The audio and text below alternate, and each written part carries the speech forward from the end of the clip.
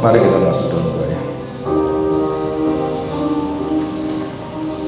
Kami bersyukur jika kami bisa kembali berada dalam hadirat Tuhan dan bersama-sama mendengarkan, menyimak dan memahami firman-Mu dengan hati yang sungguh-sungguh mendengar suara kekudusan Tuhan.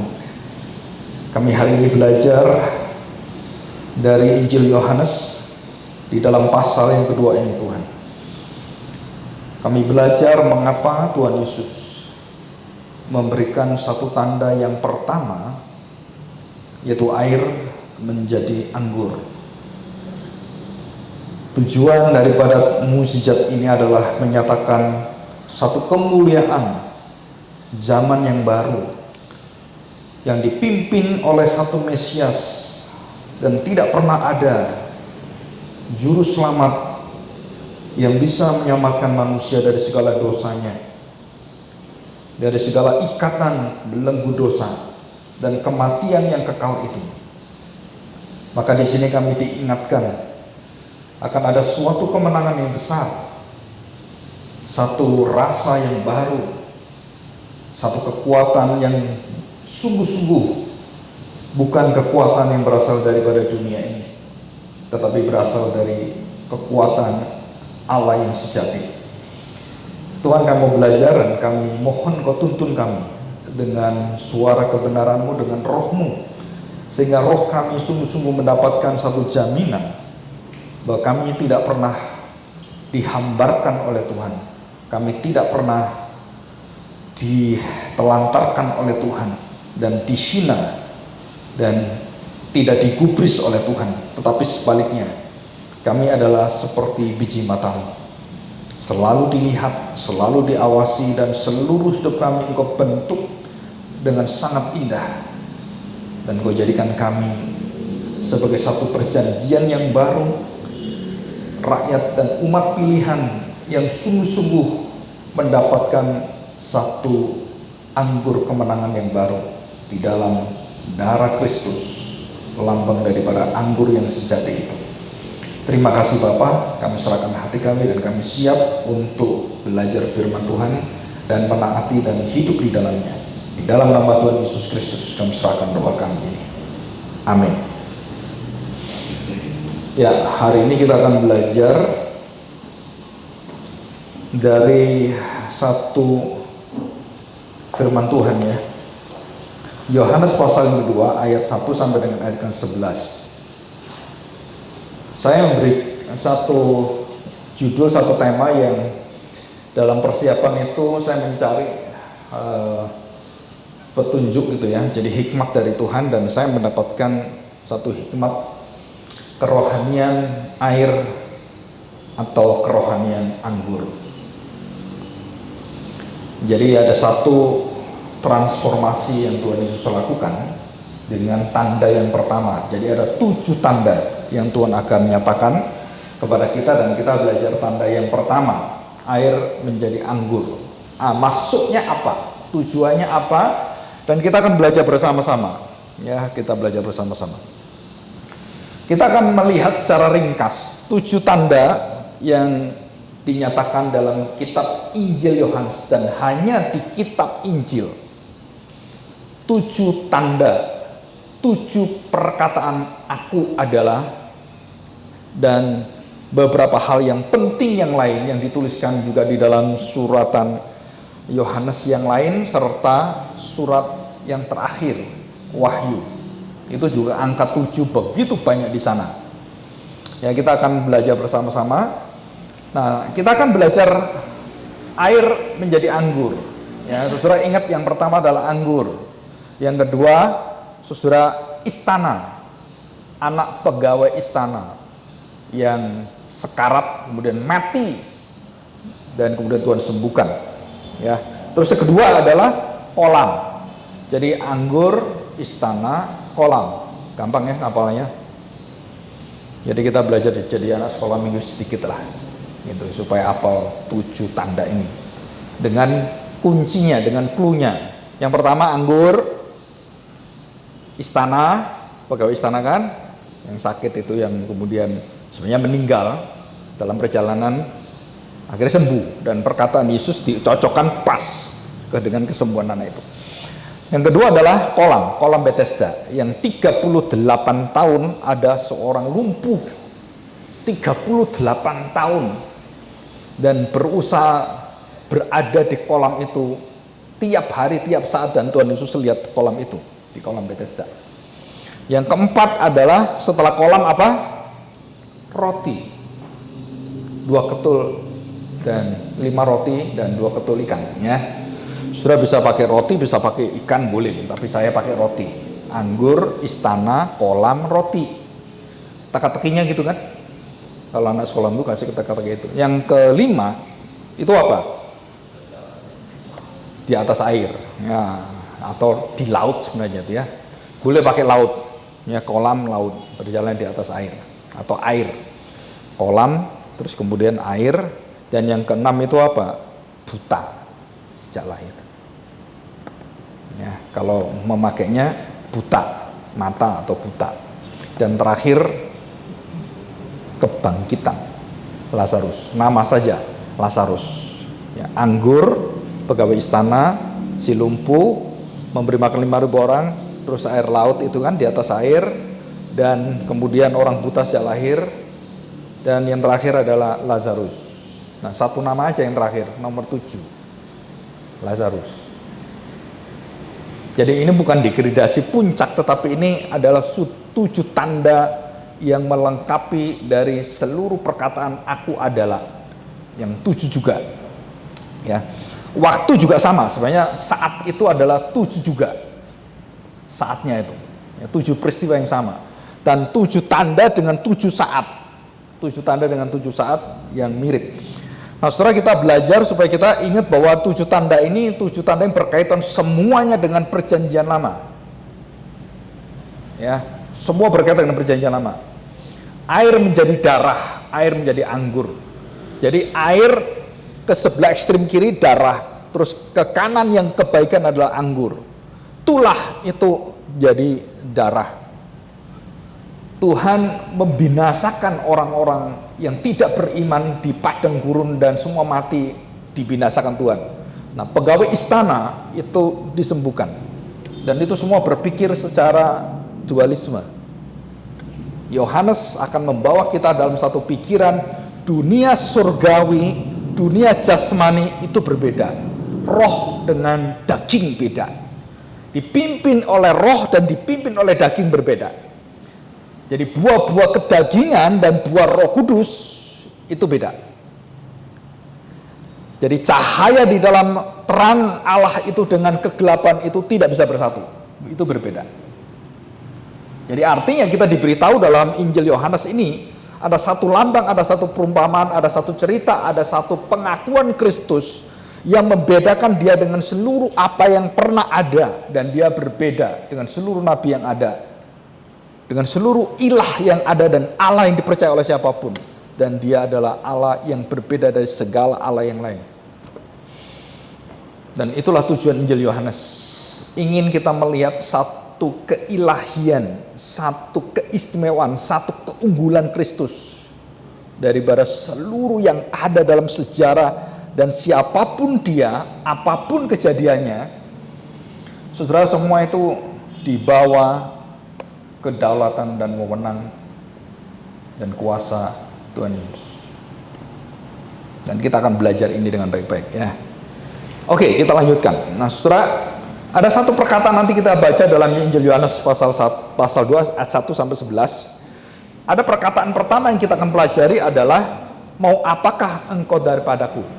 Disebut wanita, nyonya. Dari mamanya tidak disebut mamaku, enggak. Hei nyonya, hei wanita, Mrs. Gunai. Mengapa Tuhan Yesus menyebut mamanya Gunai? Dan ini mengandung satu kebenaran yang membedakan kita dengan pengertian Maria di kepercayaan iman Roma Katolik, ya. Nah, saudara, pemikiran ini adalah berbeda dengan pemikiran orang-orang Yunani yang mengatakan bahwa tubuh itu adalah harus dibuang, harus dihindarkan.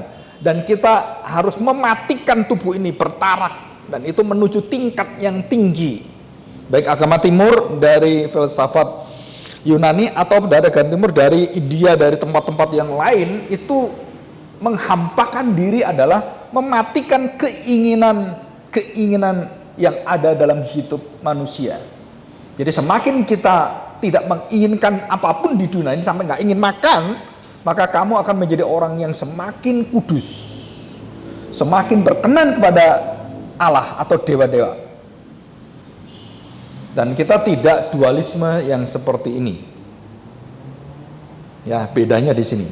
Jadi Injil Yohanes, penulis Rasul Yohanes ini memakai pemikiran dualisme, bukan pemikiran dualisme seperti Yunani yang otentik Yunani itu, bukan, tetapi dia memakai pemikiran yang membedakan antara yang kudus dan yang najis, kutuk dan berkat.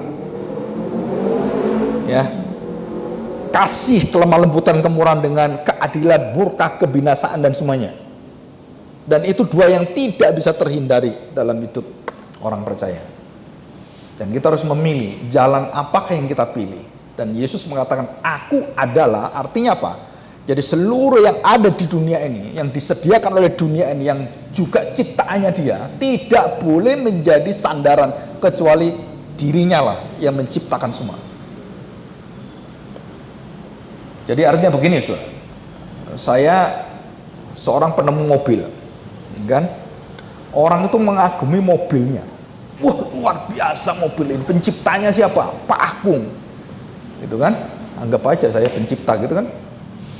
Terus kemudian mobilnya tuh dieluk-elukan luar biasa, dipakai dengan wah, mobil ini mobil yang istimewa. Dan tanpa tenaga matahari, tanpa apapun, dan mobil ini jalan tanpa tenaga apa-apa. Mobil yang ajaib ini. Nah, saudara, kemudian mobilnya itu waktu dipakai dan waktu dikerjakan semua mobil ini, saudara, saya tanya, kita kagum dengan mobilnya atau kita kagum dengan penciptanya?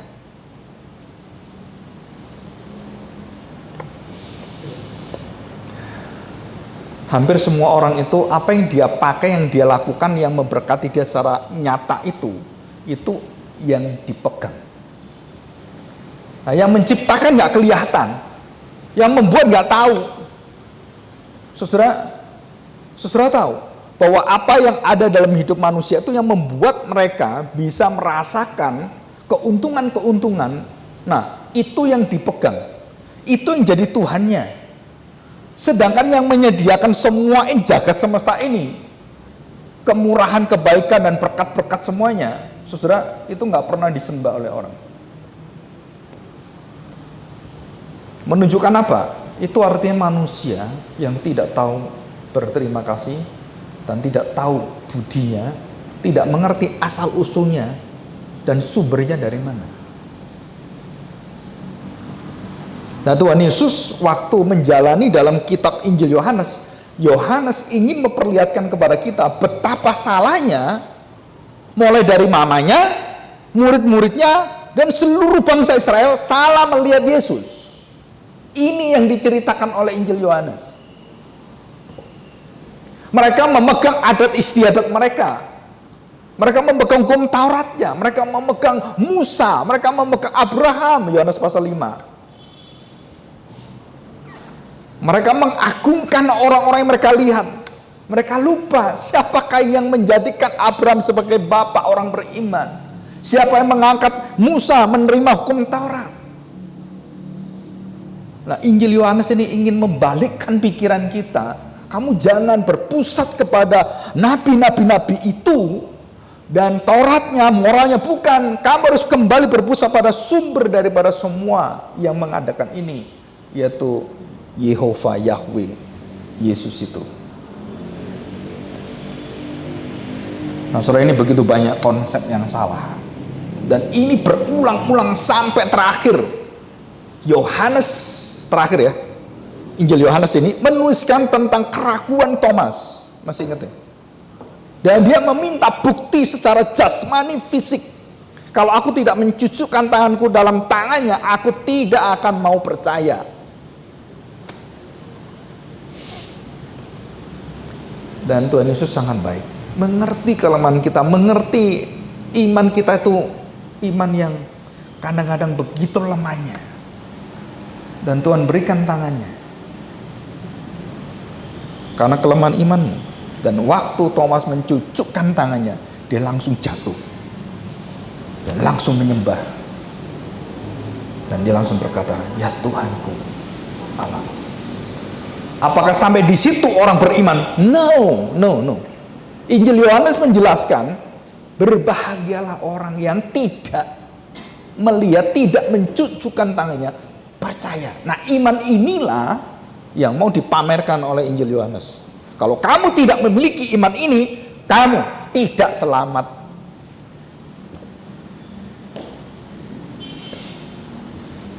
Dan itu resikonya. Jadi kalau kamu punya iman setengah-setengah, jangan harap kamu diselamatkan. Iman saya iman ikut-ikutan, ikut teman saya, ya, ikut orang tua saya, ikut sekolah saya. Karena sekolah saya Kristen, ya saya bukan orang Kristen, maksud itu ya terpaksa jadi Kristen. Dibaptis juga ya nggak apa-apa, daripada saya keluar, apalagi saya dapat beasiswa. Jadi semua bukan kemurnian imannya kepada Tuhan yang agung itu. Dan saudara, kita diawasi dan diperingati oleh Tuhan, jangan pernah menciptakan atau membuat iman seseorang bersandarkan kepada perbuatan baik, kepada beasiswa, kepada hubungan-hubunganmu. Bahkan Maria yang menganggap Yesus itu lahir dari darah dagingnya, rahimnya, saudara, dia merasakan hubungan jasmani itu, berhak untuk menentukan kamu lakukan ini, dan dia mau mendikte Tuhan Yesus. Dan Tuhan katakan tidak demikian. Dan itu rahasia dari perkawinan Kana. Hubungan jasmani sudah berakhir. Sekarang aku anak Bapakku di surga. Secara jasmani aku anakmu. Engkau melahirkan aku, tetapi aku sekarang melayani Bapakku. Jadi kamu jangan ngatur saya. Saudara, dalam hidup orang percaya harus ada ini, dua ini. Secara jasmani aku anakmu, secara jasmani aku cucumu, tapi secara rohani aku anak Allah di dalam Kristus. Aku sebut dia Bapakku. Secara jasmani kamu Bapakku, Bapak Jono, Bapak Joni, gitu kan? Bapak agung, kamu bapak saya. Tapi secara roh saya anak Bapa surgawi. Nah, dua hubungan ini saudara benar-benar tahu bedanya di mana. Kalau tidak, kita hancur semuanya. Dan itu ingin dididik dan dibukakan kebenaran dalam Injil Yohanes. Dan Injil Yohanes mengatakan anak tunggal Allah hanya satu. Kita bukan anak tunggalnya. Kita bukan anak Allah, kita anak-anak Allah yang diangkat di dalam Kristus. Kita diberi kemampuan untuk menyebut Allah sebagai Bapa kita karena kita memiliki darah Kristus, tubuh dan darah Kristus. Saudara, ini semua sangat unik sekali. Dan banyak orang yang tidak melihat ini sebagai kebenaran, yang merupakan kebenaran dasar yang memisahkan kita dari orang-orang dunia ini. Ya, oke, kita baca. Ini latar belakang. Kita baca perkawinan Kana. Saudara, pada ayat yang pertama, Yohanes pasal 2 ayat pertama, pada hari ketiga ada perkawinan di Kana yang di Galilea dan ibu Yesus ada di situ. Perhatikan, ibu Yesus, jelas kan, mamanya ada di situ. Jadi ada relasi secara jasmani, ada relasi keluarga.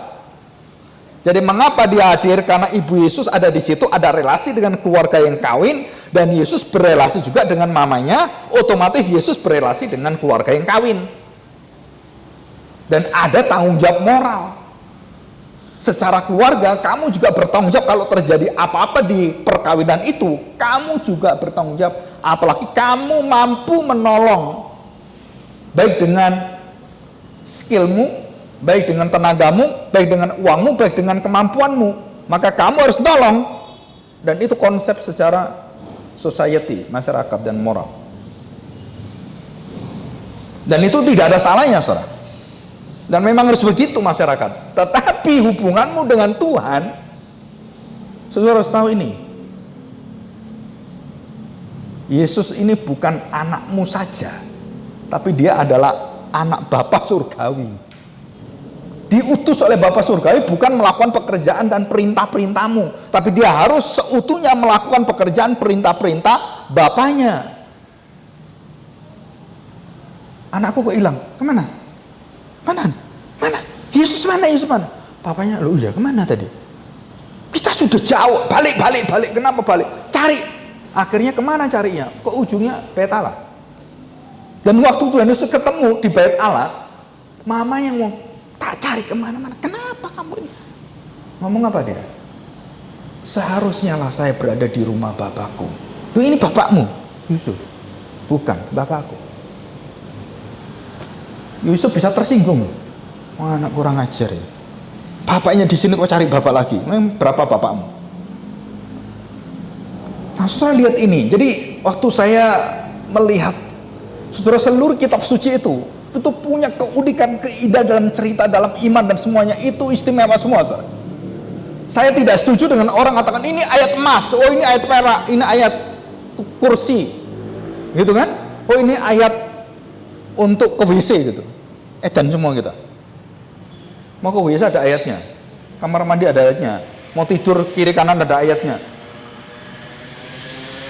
Setelah seluruh kitab suci itu semua mengandung kebenaran Allah dan tidak ada diskriminasi. Saudara, itu semua kitab suci, semua firman Allah, satu kesatuan. Dan indah semua kalau saudara mau belajar. Saudara perhatikan hubungan itu, mamanya dengan Tuhan Yesus dijelaskan oleh Yohanes hubungan yang luar biasa. Dan Yohanes waktu berkata-kata, perhatikan waktu Yohanes berada di kaki salib dan Yesus Kristus ada di atas kayu salib, saudara, dan bagaimanakah dia memperbaiki hubungan mamanya, keluarga dia, dan bagaimana dia memberitahukan apa batas-batas hubungannya semua.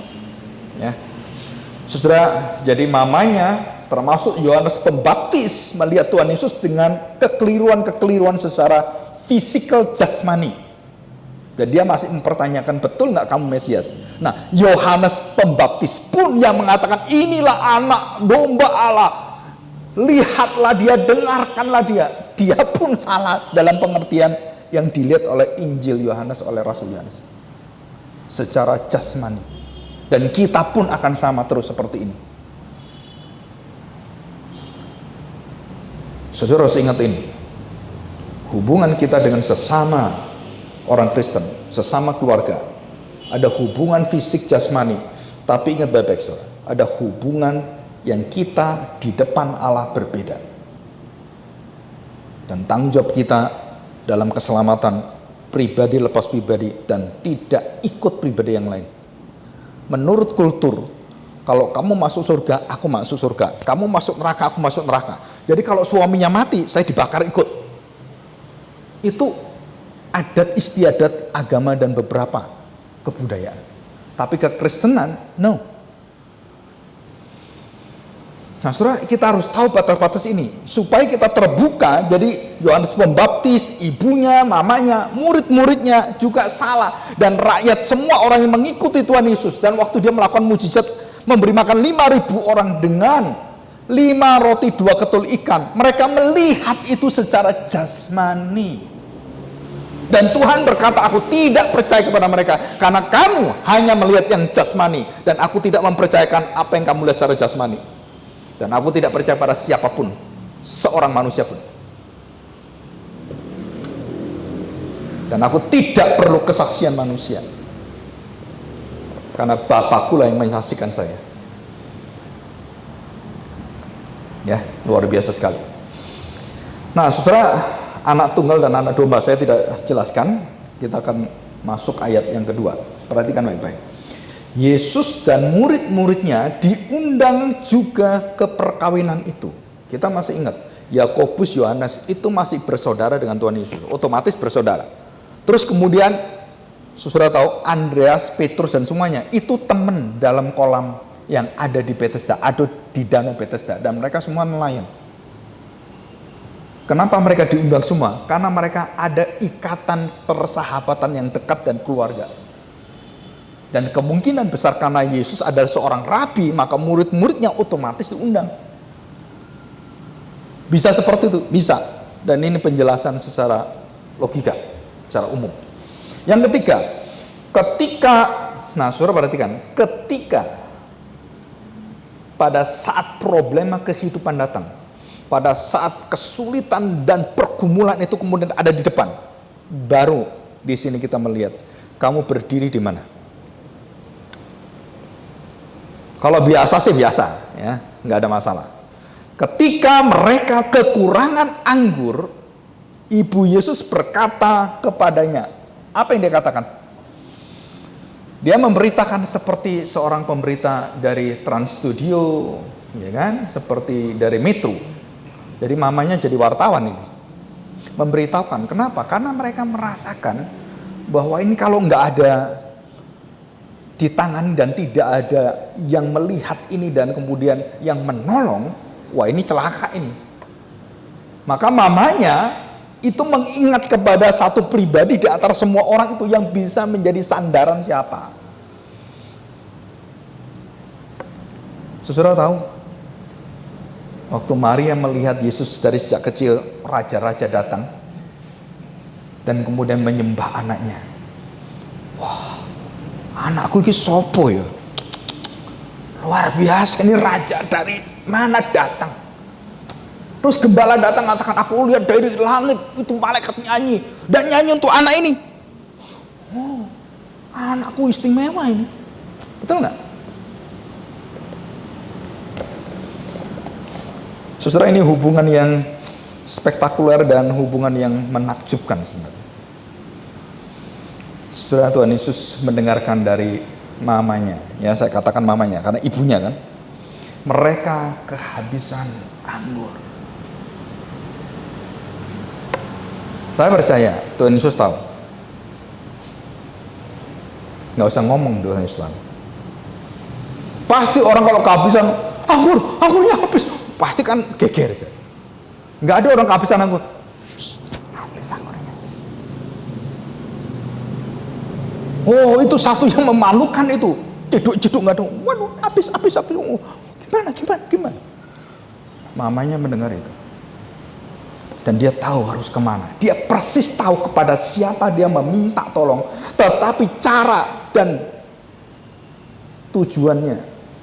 Dan kemudian dia melangkai dan ada di atas dan memerintah Tuhan Yesus. Itu yang salah. Dia sudah tepat kepada Tuhan Yesus, betul pada Tuhan Yesus. Tapi waktu dia berada dalam posisinya memerintah Tuhan Yesus, nah itu yang tidak tepat. Orang yang sudah benar, ada permasalahan datang pada Tuhan, dan waktu kamu datang pada Tuhan, kamu dikte Tuhan, nah itu yang salah. Kamu ceritakan pada Tuhan kekurangan anggur ini itu, terus kemudian tolong dong, seperti itu. Saudara 4, ya. Nah di Alkitab kita itu perkataan Tuhan Yesus dikasih warna merah, ya. Ingat saudara, warna merah. Kata Yesus kepadanya, perhatikan saudara, mau apakah engkau daripadaku, nyonya?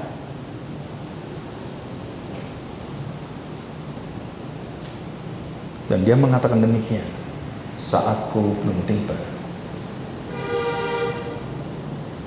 hariku belum tiba, hari Tuhan belum tiba, waktu kehendak Bapa belum tiba.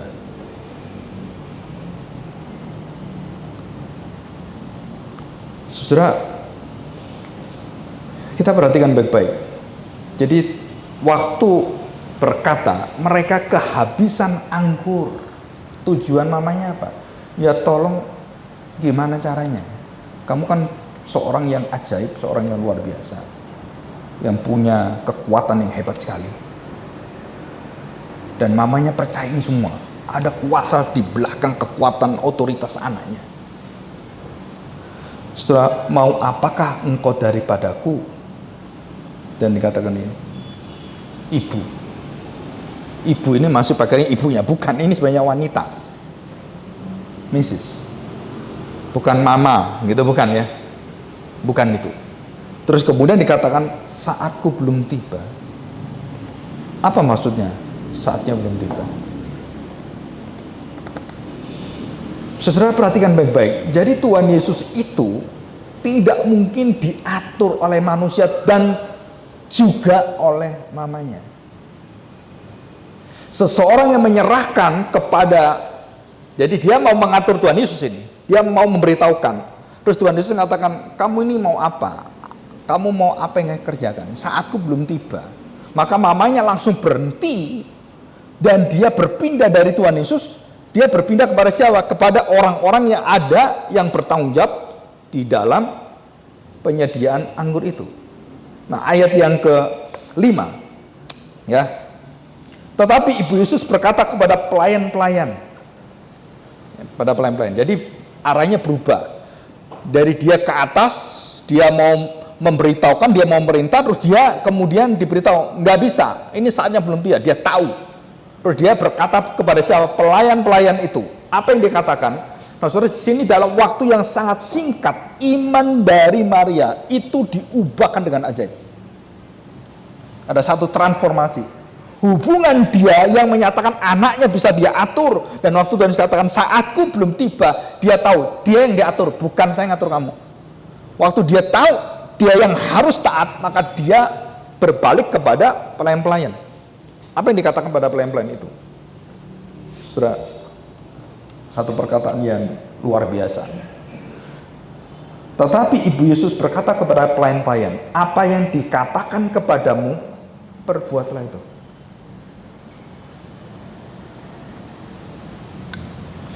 Ada yang menafsirkan bahwa kalau mau minta apapun, kamu harus melalui Maria, Ibu Yesus, supaya kamu lebih cepat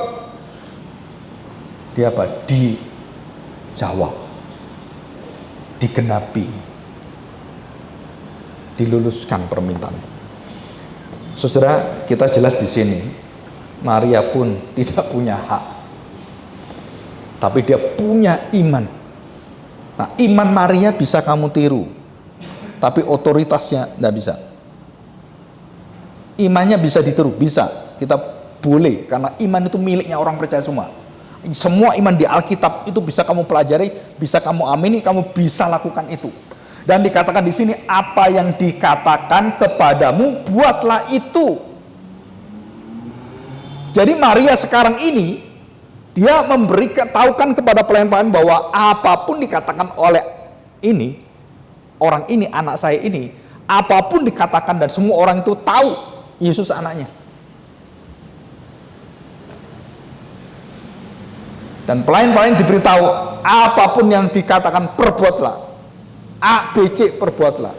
Dan pelayan-pelayan itu tidak membantah. Jadi di sini posisinya Maria adalah pengatur perkawinan. Bisa ngerti ini, saudara?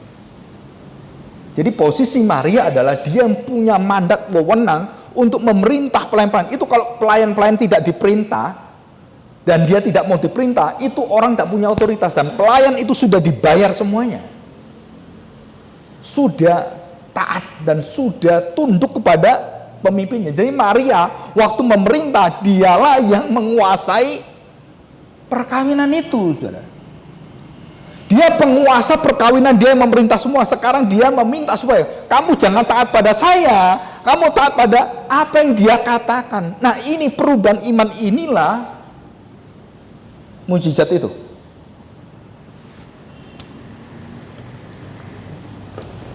Disinilah letak mujizat itu. Saatnya kapan mujizat terjadi? Saat Maria menyerahkannya kepada, tunduk kepada apa yang dikatakan dan lakukan. Itulah iman. Itulah saatnya.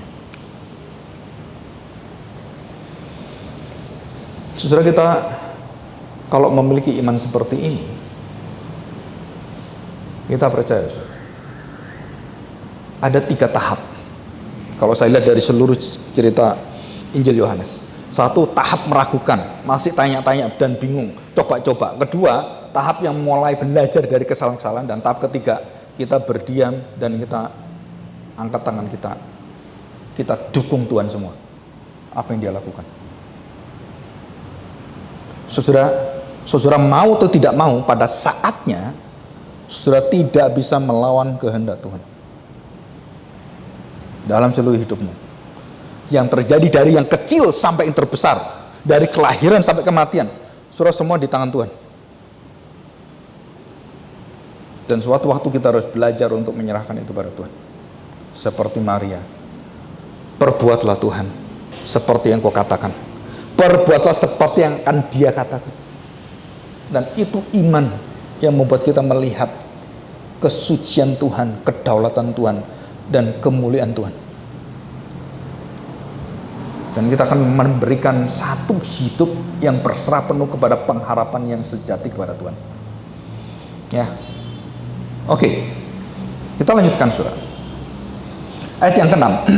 Ini semua ada latar belakangnya ya. Di situ ada 6 tempayan yang disediakan untuk pembasuhan menurut adat orang Yahudi. Masing-masing isinya 2-3 buyung. Ya, 2-3 buyung, sekitar satu buyung itu 40 liter. 120 liter kali 6. 720 liter. Jadi buyung-buyung itu yang gede-gede itu ada 6 dan masih penuh semua dan belum digunakan. Kenapa? Karena belum sembahyang, belum pembasuhan. Nah, saudara perhatikan. Dari buyung-buyung yang 6 itu, kita tidak diperbolehkan untuk mengalegoriskan ini, karena itu peristiwa mujizat adalah peristiwa literal, historis, dan bukan simbol atau lambang. Jadi kita harus hati-hati menafsirkan ini. Air dan anggur ada penafsirannya, tetapi tempayan buyung-buyung semua itu nggak bisa dihitung penafsirannya. Dan banyak orang-orang Kristen menghitung itu sebagai permainan gematria atau permainan angka-angka Yahudi, Yunani, dan semua dihitung. Nah, saudara, itu dalam tafsiran teologi reformasi, teologi puritan, kita tidak diizinkan untuk masuk menghitung ini sebagai alegoris, karena ini bukan perumpamaan. Bisa ngerti ya? Bahkan yang perumpamaan pun tidak boleh harus selalu perumpamaan. Itu pun kita harus hati-hati. Nah, ini sama sekali bukan perumpamaan. Ini peristiwa sejarah real time, real people, real water. Jadi betul-betul air, betul-betul orang itu ada, semua tempayan itu nyata sekali. Jadi bukan perumpamaan. Ya.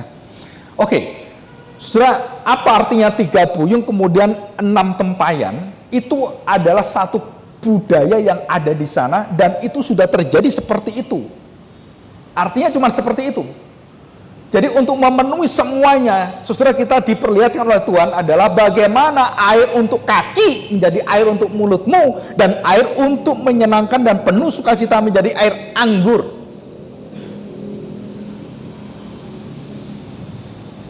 Ini yang penting, saudara.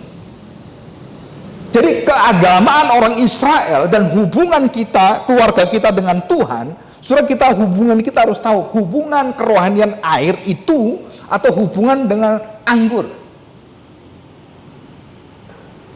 Dan kita kalau hubungan dengan air, saudara akan mengalami kehidupan yang penuh dengan stres dan penuh tanpa harapan, dan kita penuh dengan kekecewaan semuanya, segala hal. Tapi kalau kamu masuk dalam hubungan dengan anggur, anggur adalah berkaitan dengan darah, berkaitan dengan Kristus yang dimuliakan. Inilah cawan itu dan anggur itu tanda daripada darah Yesus. Nah, saudara, waktu kita melihat itu, bahwa apa yang dilakukan oleh Tuhan di Mesir, air menjadi darah, dan apa yang dilakukan di Kanaan, air menjadi anggur, itu adalah bumi terbalik, pengertian terbalik. Sana adalah murka, kebinasaan. Ini adalah hidup kekal, kebahagiaan, dan sukacita yang luar biasa. Nah, kita harus mengenal ini, hubungan ini. Jadi ini bukan cuma mujizat biasa, ini tanda satu kerohanian yang membedakan kita punya kerohanian secara air yang tawar, yang terlalu biasa, yang terlalu jasmani. Dan kita harus memasuki kerohanian yang penuh dengan sukacita, penuh dengan anggur, penuh dengan perayaan, penuh dengan satu hati yang meluap karena kegembiraan, karena mengenal Allah dalam hidup kita.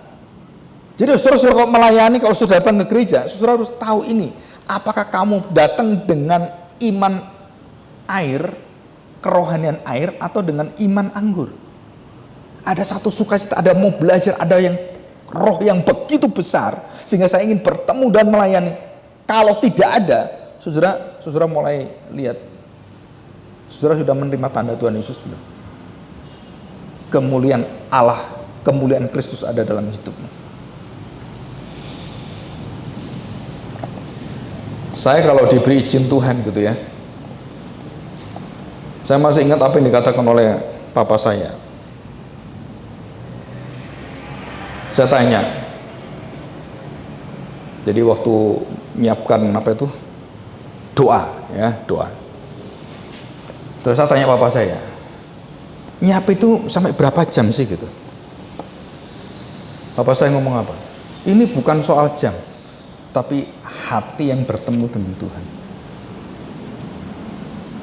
Saya nggak ngerti, tapi setelah mengerti cerita tentang Yesus, saya baru ngerti. Jadi bapak saya punya hubungan, bukan hubungan pekerjaan sekolah biasa, bukan, tapi ini hubungan secara roh. Bagaimana dia membaca firman Tuhan, bagaimana dia menyiapkan semua, itu tak terbatas karena Tuhan itu roh. Dan tidak ada waktu yang bisa menyetop kita. Dan Tuhan itu punya kekuatan yang luar biasa.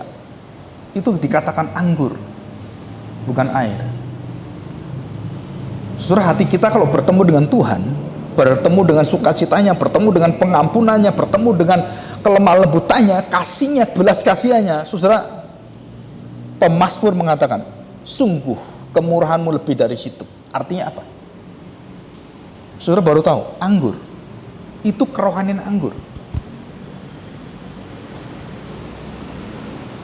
Jika saudara punya kerohanian ini, saudara mempunyai kasih, kesabaran, pengampunan, itu seperti milik Tuhan. Dan tidak akan habis-habisnya. Kebaikan kita, tidak ada habis-habisnya. Sukacita kita, kesabaran kita, tidak ada habis-habisnya karena anggur. Tapi kalau air, saudara akan berhenti. Akan menjadi hambar, tawar. Dan akan menjadi jasmani. Karena pelayan gereja dan semua apa yang ada itu jasmani semua. Saudara sedang melakukan kerohanian air, bukan anggur. Dan Tuhan Yesus meminta supaya dalam keluarga dimulai dengan apa? Tadi, kalau saya mau singkat itu seperti ini. Bukan percaya kepada apa yang kamu percayai dalam hidupmu, kamu bertindak, tapi kamu harus belajar untuk trusting Him. Itu yang pertama, mamanya Maria. Kedua, bukan mendengar saya, tapi dengarlah Allah. Bukan mendengar saya sebagai Tuanmu, kamu dengar Dia. Saudara, ini satu perubahan iman yang luar biasa loh. Waktu kita baca cerita ini, ya cerita gini aja sudah biasa gitu. Karena kita nggak masuk dalam kerohanian di dalamnya. Tapi kalau kita tahu, oh ini luar biasa ini. Ada satu pergumulan iman yang berubah dengan cepat, dengan luar biasa. Dan Maria mengatakan, lakukan seperti yang Dia katakan. Jadi bukan hanya percaya, bukan hanya mendengar, tapi taat, bertindak sesuai dengan perintah ABC-nya sesuai. Iman selalu kesetiaan. Iman selalu menuntun dalam hidup kebenaran, kekudusan sesuai dengan langkah-langkah cara-cara ilahi. Dan banyak orang beriman tapi tidak mau dengan cara ilahi. Dan banyak pemimpin-pemimpin gereja, orang-orang rohaniawan yang tahu pengetahuan tapi hidupnya tidak according to His order. Saudara, kita tersiksa luar biasa. Dan saya banyak melihat orang seperti ini, khususnya para pelayan Tuhan. Dan yang terakhir apa, saudara? Dikatakan begini, saudara, trusting itu akan membawa kepada segala sesuatu itu tunduk, obey. Nggak tahu kamu alasan apapun, pokoknya kamu dengar dia lakukan ABC semua, kamu lakukan, tunduk, terjadilah mujizat.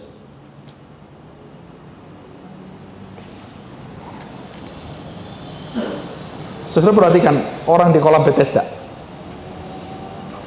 Bagaimana orang di kolam Bethesda, anak pegawai istana juga sama, dan dia punya iman yang luar biasa. Orang Israel nggak punya iman seperti dia. Orang di kolam Bethesda berbeda kebalikannya. Tuhan Yesus tanya, mau sembuh nggak? Waduh Tuhan, dia beralasan secara air. Siapa yang dukung saya? Saudara saya sudah lari semuanya. Kalaupun saya bisa terseok-seok, orang udah nyemplung duluan. Kan ada saudaranya, ada tenaganya, nah saya lumpuh. Terus kapan? Nah ngapain kamu di sini? Kan gitu kalau mau debat gitu kan. Nah kalau nggak bisa, ngapain kamu di sini sampai 38 tahun? Betapa besarnya dosamu. Beriman kepada yang tidak ada imannya, berharap tidak ada pengharapannya. Dan banyak orang Kristen seperti ini, saudara. Berharap yang tidak ada diharapkan. Di kolam Bethesda kita melihat bagaimana pemikiran si lumpuh itu tidak ada namanya. Siapa dia? Dan yang ada namanya cuma Lazarus. 7 tanda itu tidak ada namanya semua, hanya Lazarus. Pelayan nggak ada namanya, nggak ada. Nah, saudara perhatikan di kolam Bethesda sama. Dan saudara tahu, waktu makan 5.000 2 roti kon, Filipus bertanya apa? Tuhan, uang sebesar apa bisa menyediakan ini? Sama, yang dipikir apa? Physical. Padahal Tuhan memikirkan apa? Trust me, obey me.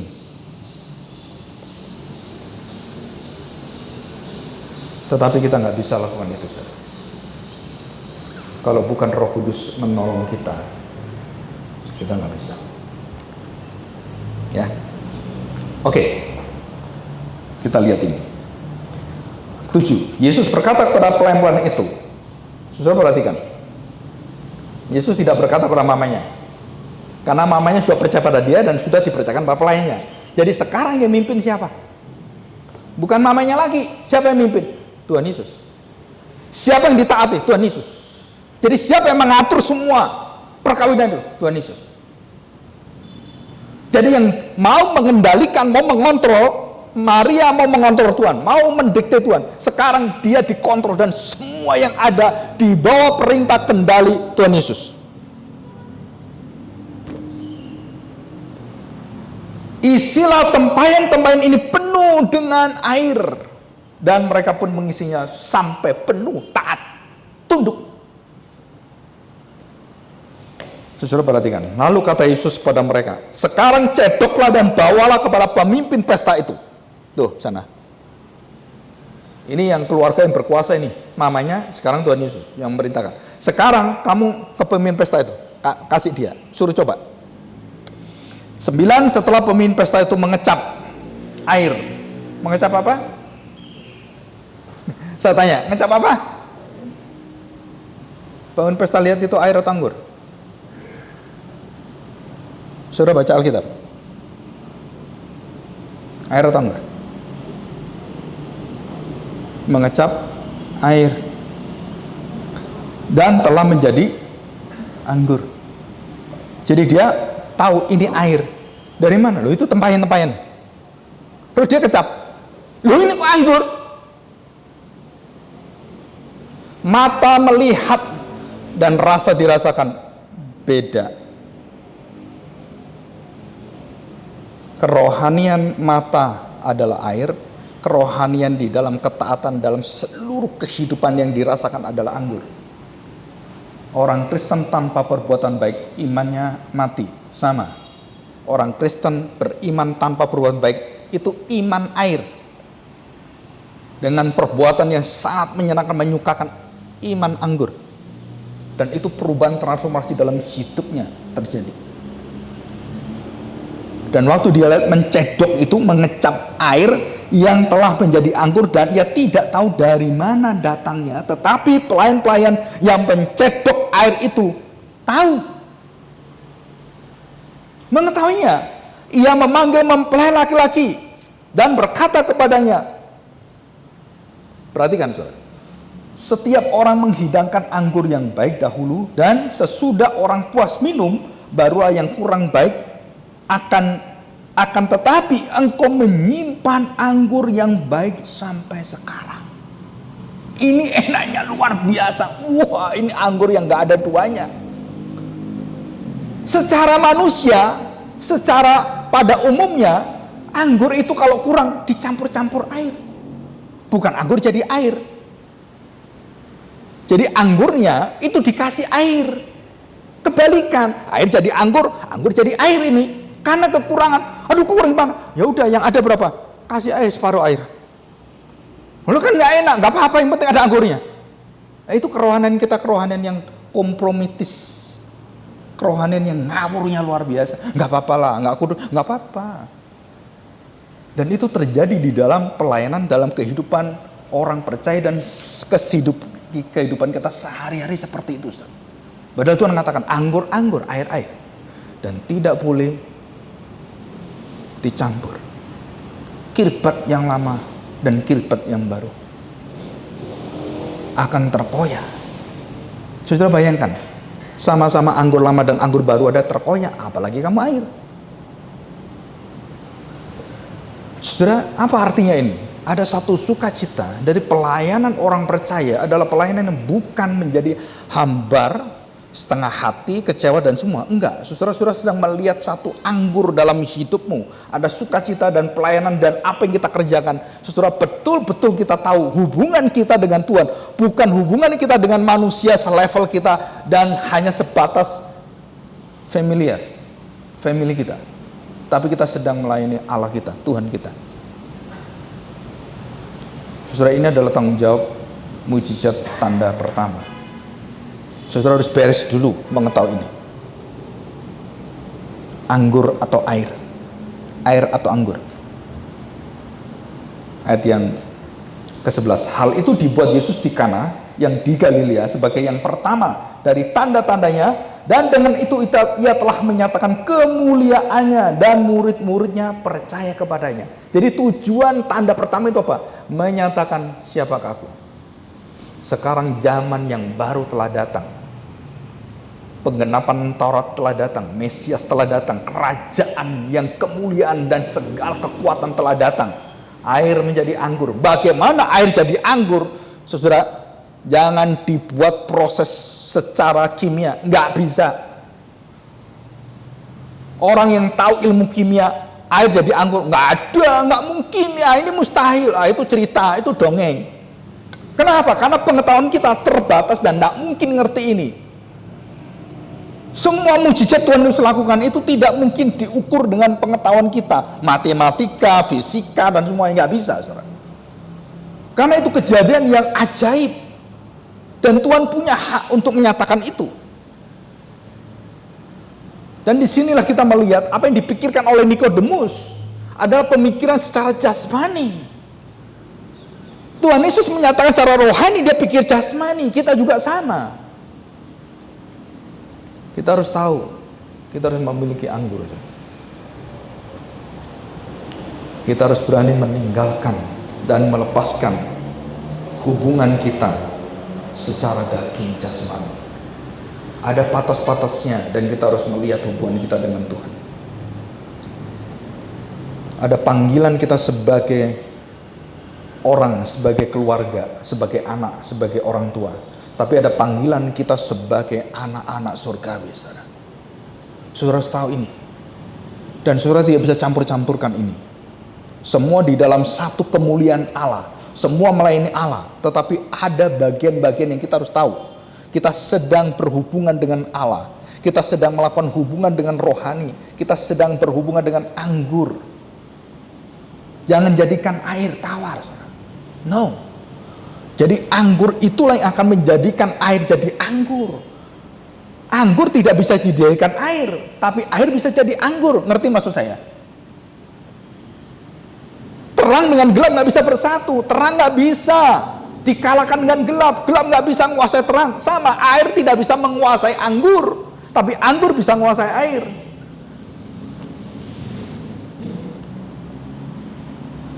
Dan itu adalah kerohanian. Dan kita tidak mungkin. Tuhan mengatakan, jika kamu memiliki kerohanian anggur, maka seluruh kerohanian air itu harus tersingkirkan dengan baik. Manusia baru kita, kemuliaan Allah dalam hidup kita, itu membuang semua kegelapan. Dan murid-muridnya percaya kepadanya. Saudara, ini adalah satu kemuliaan yang luar biasa. Saudara, kita berdoa supaya hubungan kita dengan Allah, di dalam hubungan kita dengan keluarga kita, dengan pekerjaan kita, saudara, kita harus melihat hubungan itu secara anggur, bukan hubungan secara air. Tugas kita sebagai majikan, bukan tugas sebagai majikan seperti di dunia, tapi saya sedang menjadi majikan yang dipilih Allah, ditetapkan Allah. Saya harus menggaji pegawai saya harus mengatur pegawai saya dengan apa? Dengan cara Allah ilahi, sehingga saya menjadi orang Kristen, anak Tuhan yang bersaksi bagaimana anggur itu dirasakan oleh seluruh orang yang di pesta itu. Dan disitulah kesaksian kita menjadi satu penentuan Allah untuk menghakimi dan membinasakan orang-orang yang tidak mau dengar firman Tuhan. Karena mereka sudah menerima anggur, mereka tidak mau terima. Artinya mereka adalah orang-orang di dalam air yang kepalsuan semua. Dan itulah cara Tuhan. Jadi kemuliaan Allah akan dinyatakan. Dan kita harus hidup, saya tuliskan di sini, dalam kemerdekaan, dalam kebebasan, dalam seluruh ikatan yang ada. Dan kita hanya diikat dengan satu perjanjian Tuhan, perjanjian darah Yesus, dan di dalam tubuhnya, dalam air, menjadi kesaksian firman Tuhan, anggur, darah Yesus, dan kemudian tubuhnya, roti itu yang menyatu dengan kita sampai selama-lamanya. Dan saudara tahu, nanti kita akan mendapatkan seluruh hidup kita akan dipanggil oleh Tuhan, dan orang-orang yang percaya itu akan mendapatkan kuasa yang luar biasa. Nah, saya tutup di sini ya. Perhatikan saudara. Nah, di sini. Nah, saudara bisa belajar ini. Ya, belajar ini. Ya, belajar. Perhatikan baik-baik bahwa Tuhan berkuasa untuk membuat air menjadi anggur. Jangan saudara berkata bahwa saya tidak bisa diubah jadi anggur. Dan kita harus taat pada Tuhan. Kita harus meminta tuntunan Tuhan. Segala pekerjaan Allah adalah rohani, bukan jasmani. Mari kita berdoa. Bapa, kami bersyukur hari ini kami bisa mengerti mengapa tanda pertama, tanda yang dibereskan adalah tanda antara air dan anggur. Hubungan antara Tuhan Yesus dengan mamanya. Hubungan di dalam kekuatan, kekuasaan, pengontrolan, pengendalian, dan wewenang kedaulatan. Tuhan, kami tahu waktu Engkau menyambut dan menanggapi Maria bukan untuk menjadi anak yang tidak taat atau durhaka, tapi sebenarnya Engkau adalah anak Allah. Dan disitulah Maria dan kami semuanya harus mengerti ini, bahwa hubungan Tuhan dengan kami bukan hanya hubungan secara jasmani, hanya keinginan-keinginan jasmani kami, kesembuhan kami, keberesan kami, kemiskinan kami, segala bentuk sakit penyakit kami. Tapi sebenarnya Tuhan, Engkau menginginkan hubungan kami dengan Engkau dalam hubungan yang bukan air, tapi hubungan dengan anggur. Dan kuasa ini ada di tangan-Mu. Kami akan percaya bukan pada diri kami percaya akan janji Tuhan. Kami percaya bukan pada apa yang kami dengarkan dari orang lain, tapi apa yang Engkau sudah nyatakan dengan bukti yang begitu indah. Dan kami akan berkata, apapun yang Kau nyatakan pada kami, sesulit apapun kami bisa menanggapi dan menjalaninya, kami berkata, biarlah semua menurut kehendak-Mu. Terima kasih Tuhan, Engkau sudah menyatakan kemuliaan yang besar dalam hidup kami. Tanda yang pertama ini, kerohanian kami bukan kerohanian yang tawar, tapi kami ingin kerohanian yang sangat nikmat, kerohanian yang diubahkan menjadi anggur. Terima kasih Bapa, kami serahkan hati kami, Engkau pakailah kami menjadi sukacita-Mu, menjadi saksi-Mu, dan kami tahu Tuhan, kami adalah biji mata-Mu. Di dalam nama Tuhan Yesus Kristus, kami serahkan doa kami ini. Amin. Saya serahkan kepada Tuhan.